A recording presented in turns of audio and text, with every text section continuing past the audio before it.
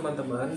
Eh, Kali ini saya mau bikin video tentang menjawab pertanyaan-pertanyaan dari teman-teman yang sebelumnya teman-teman tanyakan di kolom komentar di video yang kemarin kita upload, yaitu video pembelajaran jarak jauh sensus penduduk ya. Ada beberapa pertanyaan yang udah dijawab, cuma kayaknya kalau dijawab di situ satu-satu terlalu menyebar. Akhirnya kami putuskan untuk membuat satu video khusus untuk menjawab pertanyaan-pertanyaan itu.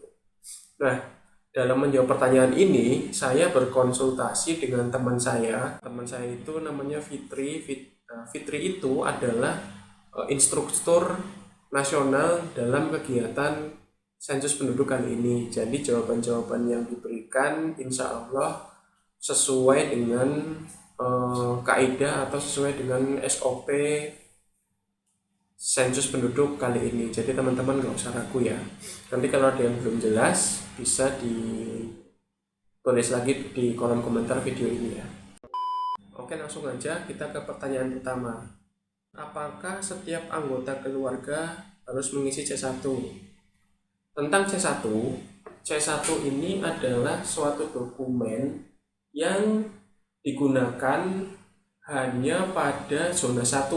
Zona 1 itu apa? Ini. Jadi dalam sensus penduduk kali ini ada zona 1, ada zona 2. Di zona 1 ini adalah wilayah-wilayah yang kurang memadai akses internetnya. Jadi ada 227 wilayah kabupaten atau kota yang akses internetnya kurang memadai.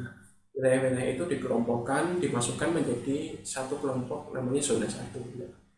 Nah, di zona 1 inilah yang nantinya akan mungkin menggunakan kuesioner C1. Untuk pertanyaan ini, apakah setiap anggota harus mengisi C1? Ya, setiap anggota keluarga yang dalam ketentuannya harus mengisi C1, maka setiap anggota keluarganya harus mengisi C1 itu, kecuali anggota keluarga yang sudah mengisi pada sensus penduduk online kemarin. Jadi ketika ada misalnya dalam satu keluarga ada 3 anggota keluarga. Tinggal anggota keluarga ini ketiganya sudah mengisi sensus penduduk online. Kemudian ternyata ada setelah sensus penduduk online berakhir, sekarang kan pemeriksaan lapangan. Nah, dalam pencacahan lapangan ini ternyata ada yang lahir satu nih, otomatis dia kan belum ngisi C1, belum ngisi sensus penduduk online. Makanya kemudian yang baru lahir ini harus diisikan di formulir C1. Nah, terus formulir C1 itu kan dalam satu formulir lingkupnya satu keluarga. Iya, jadi dalam satu formulir itu lingkupnya satu keluarga, tapi untuk 3 anggota keluarga yang sebelumnya sudah mengisi sensus penduduk online, maka cukup diisi nama lengkap dan nomor NIK-nya saja. Kemudian nanti ada di bagian apakah sudah mengisi sensus penduduk online, itu tinggal dicentang aja. Jadi untuk yang sudah mengisi SP online cukup dicentang, jadi informasi ke bawahnya nggak usah diisi. Berarti yang diisi lengkap itu cukup satu anggota keluarga yang sama sekali benar-benar belum mengisi aja. Itu tadi bayi yang baru lahir itu aja yang isi. Oke. Kemudian apakah tidak semua wilayah mendapatkan form C1? Ya, seperti yang tadi sudah saya jelaskan. Jadi form C1 itu cuma ada di zona 1. Untuk zona 2 ya, atau wilayah yang akses internetnya memadai, itu nggak ada pendataan menggunakan formulir C1. Jadi cuma pakai daftar penduduk aja. Mau nanya, kalau kepala keluarganya meninggal, apakah tetap ditulis juga di blok 1 tadi, di C1 maksudnya ya? Iya, jadi untuk pengisian formulir C1, walaupun kepala keluarganya sekarang sudah meninggal, itu namanya tetap ditulis sebagai kepala keluarga di formulir C1 yang tadi itu ya. Tapi kan nanti di daftar penduduk, di formulir daftar penduduk itu, nama kepala keluarganya otomatis centangnya di kolom yang bagian meninggal. Jadi nanti dia tetap tercatat sebagai orang yang sudah meninggal, namun namanya masih tetap tercantum di formulir C1 tadi. Kalau memang pada kasusnya keluarga tersebut harus mengisikan formulir C1. Kalau boleh tahu, kuesioner ini untuk warga yang berada di RT setempat saja atau semua yang ada di KK-nya ya Kak? Jadi untuk pengisian kuesioner di sensus penduduk kali ini adalah yaitu warga di SLS setempat yang sesuai dengan konsep penduduk yang dipakai BPS, yaitu yang disebut penduduk pada sensus penduduk kali ini adalah orang yang sudah tinggal lebih dari 1 tahun di SLS tersebut, atau jika orang tersebut belum tinggal selama 1 tahun di SLS tersebut, tapi orang itu akan berniat untuk menetap atau tinggal lebih dari setahun di SLS tersebut. Jadi itulah yang disebut penduduk ya. Pertama syaratnya minimal sudah tinggal 1 tahun, itu otomatis disebut penduduk, atau dia belum 1 tahun tapi dia berniat untuk tinggal lebih dari 1 tahun di situ. Ya. Apakah tahun ini juga ada stiker seperti sensus-sensus sebelumnya? Tahun ini nggak ada stiker ya. Kalau boleh tahu, yang mengisi kuesionernya itu PCL atau penduduknya ya? Untuk pengisian formulir C1 ini akan diisi secara mandiri oleh penduduk ya. Dan petugas sensus hanya melakukan pengisian di rincian 101 dan 103 serta di blok 2. Maaf Mbak, saya belum paham daerah mana saja yang termasuk dalam metode DOPU. Oke, DOPU sendiri itu adalah singkatan dari drop off pick up. Nah, metode ini hanya dilakukan di zona 1, yaitu yang di 227 kabupaten kota tadi, yang akses internetnya kurang memadai sehingga dia memerlukan untuk menggunakan dokumen atau formulir C1 tadi. Pengambilan formulir C1 itu petugas sensusnya masih didampingi ketua RT atau ambil sendiri. Formulir C1 itu sebenarnya adalah cukup fleksibel ya. Bisa juga formulir C1 itu diambil sendiri oleh petugas sensus, langsung diambil dari penduduk yang mengisikan formulir C1 tadi dengan mereka berdua melakukan kesepakatan, yaitu janjian lah. Oke, ini dokumen C1-nya nanti saya ambil di hari ini ya Pak, bisa nggak? Oh iya bisa, itu bisa. Atau bisa juga kalau memang yang mengisi formulir C1 itu banyak di SLL tersebut, bisa juga untuk pengumpulannya nanti dikoordinir oleh ketua SLS tersebut. Jadi dokumen-dokumen dari penduduk-penduduk yang mengisi C1 tadi itu, dokumennya dikumpulkan di ketua SLS, kemudian nanti petugas sensusnya ngambilnya langsung ke ketua SLS-nya. Mbak mau nanya, konsep anak untuk anak angkat, apakah harus ada pengangkatan secara resmi baik adat maupun dari pemerintah ya? Kemudian untuk pendidikan anak non formal seperti paket ABC itu tercatat atau tidak?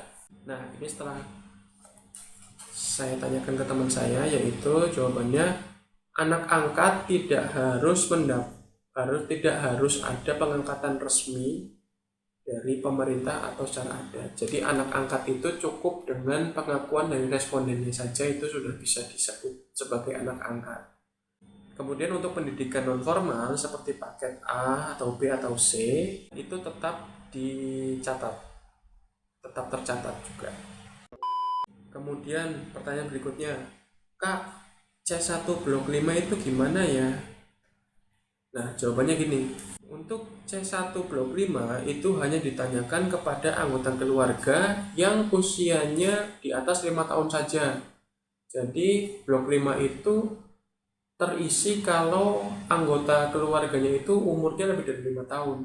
Kalau misalnya anggota keluarganya itu umurnya kurang dari 5, berarti di skip atau dikosongin aja. Yang dimaksud bekerja di dalam blok 5 di C1 itu adalah termasuk orang yang bekerja tapi tidak dibayar. Misalnya pekerja keluarga, misalnya ada anak sekolah yang waktu pulang dia membantu orang tuanya untuk menjaga warung misalnya, itu disebut juga dia bekerja. Atau ada misalnya adik dari kepala keluarga yang dia nggak punya pekerjaan formal tapi kegiatannya sehari-hari membantu kakaknya di sawah, nah itu juga disebut bekerja walaupun dia tidak menerima gaji dari kakaknya, itu tetap disebut bekerja. Kemudian orang yang menyewakan barang, kemudian olahragawan yang berlatih, seniman yang berlatih, itu tetap dianggap bekerja juga. Walaupun pada saat dalam melakukan kegiatannya itu mereka tidak mendapatkan uang pada saat itu, pada saat dia berlatih, itu tetap dianggap bekerja walaupun dia cuma sedang berlatih aja. Kemudian dalam blok 5 di formulir C1 itu, terutama untuk di bagian pekerjaan, mohon tulis selengkap-lengkapnya. Misalnya supir truk itu harus ditulis yang lengkap, misalnya supir truk di pabrik gula. Atau PNS itu ditulis PNS-nya apa, itu misalnya PNS-nya guru gitu. Gurunya guru apa, gurunya mengajar di SD atau SMP atau SMA gitu. Jadi tuliskan sedikit mungkin di blok 5 di formulir C1 di bagian pekerjaan tadi. Kemudian kalau dalam satu keluarga tinggal di SL tersebut tapi anaknya kuliah di luar kota atau kabupaten, terus bagaimana mengisikannya di blok 4A dan blok 4C. Jika nomor kakaknya sudah tercetak di blok 4A, di blok 4A kan nomor kakaknya otomatis tercetak tuh kalau yang dia memang asli penduduk di SNS itu. Maka di baris anak yang kuliah tersebut nanti di checklist di kolom 11-nya. Dan setelah di checklist di kolom 11 atau kolom dengan keterangan tidak ada, jangan lupa juga untuk mencoret checklist pada kolom jenis kelamin, yaitu di kolom 13 dan 14. Tujuannya adalah supaya jenis kelamin anak yang di checklist di kolom 11 tadi tidak ikut terrekap pada halaman kuesioner ini.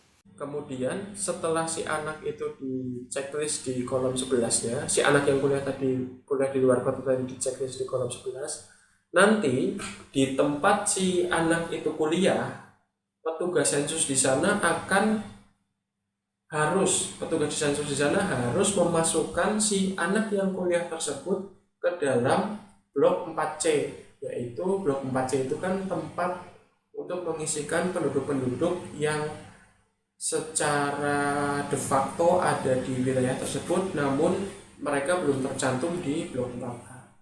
Jadi si anak itu nanti akan atau harus dimasukkan di blok 4C di wilayah tempat dia kuliah tersebut dengan nomor kakaknya nanti mengikuti nomor kakak dari orang tuanya tadi. Kan dia kakaknya masih ikut di orang tuanya. Nah, nanti di situ nomor keluarganya mengikuti nomor urut keluarga terakhir yang ada di blok 4C tersebut. Nah, jadi itu beberapa pertanyaan yang bisa aku jawab berdasarkan hasil konsultasiku dengan temanku yang instruktur nasional itu. Sebenarnya masih ada beberapa pertanyaan lagi, nanti akan aku lanjutkan bikin videonya untuk menjelaskan ke kalian di dalam video Q&A yang ke part kedua ya. Kemudian nanti juga kalau masih ada pertanyaan-pertanyaan yang di luar dari pertanyaan-pertanyaan yang sudah kita buat video ini, kamu bisa menanyakannya di Instagramnya istriku. Nanti di Instagramnya istriku akan bikin semacam Q&A, nanti kamu tanyain aja di situ. Nah, nanti kalau pertanyaannya udah terkumpul, nanti bisa kita bikinin video lagi. Jadi buat kamu yang nonton video ini tapi belum subscribe, sekarang langsung kamu klik tombol subscribe dan nyalakan notifikasi loncengnya biar kamu nggak ketinggalan video tanya jawab kita tentang sensus penduduk ini yang berikutnya. Oke? Assalamualaikum.